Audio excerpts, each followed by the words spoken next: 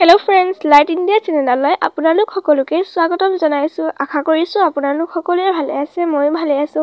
আজি মই আপোনালোকৰ বাবে কবিগুৰু ৰবীন্দ্ৰনাথ ঠাকুৰৰ বিষয়ে লৈ আহিছো। বলক তেন্তে দেৰি নকৰাকৈ আজি ভিডিঅ'টোলৈ আগবাঢ়ো। কবিগুৰু ৰবীন্দ্ৰনাথ ঠাকুৰ জন্ম। ৰবীন্দ্ৰনাথ ঠাকুৰৰ জন্ম হৈছিল 1861 চনৰ 7 মে তাৰিখে। তেখেতৰ পিতৃৰ নাম আছিল মহৰ্ষি দেৱেন্দ্ৰনাথ ঠাকুৰ আৰু মাতৃৰ নাম আছিল সাৰদা দেৱী। শিক্ষা।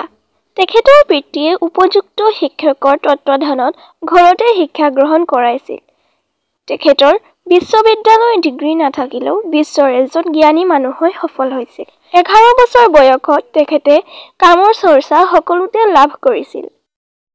কৰ্মজীৱন। ৰবীন্দ্ৰনাথ ঠাকুৰৰ প্ৰথম কবিতা পুথিখনৰ নাম হ'ল তত্ত্ববোধিনী। 17 বছৰ বয়সত তেখেতে ককায়েকৰ লগত বিলাতলৈ গৈছিল আৰু তাত কিছুদিন থাকি দেশলৈ উভতি আহে। 1913 চনত তেওঁ গীতাঞ্জলি নামৰ কাব্যগ্ৰন্থখন ইংৰাজীলৈ অনুবাদ পোৱাৰ পিছত তেওঁ নোবেল বঁটা লাভ কৰে।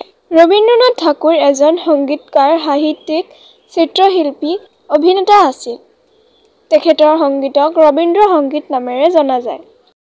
সামৰণি।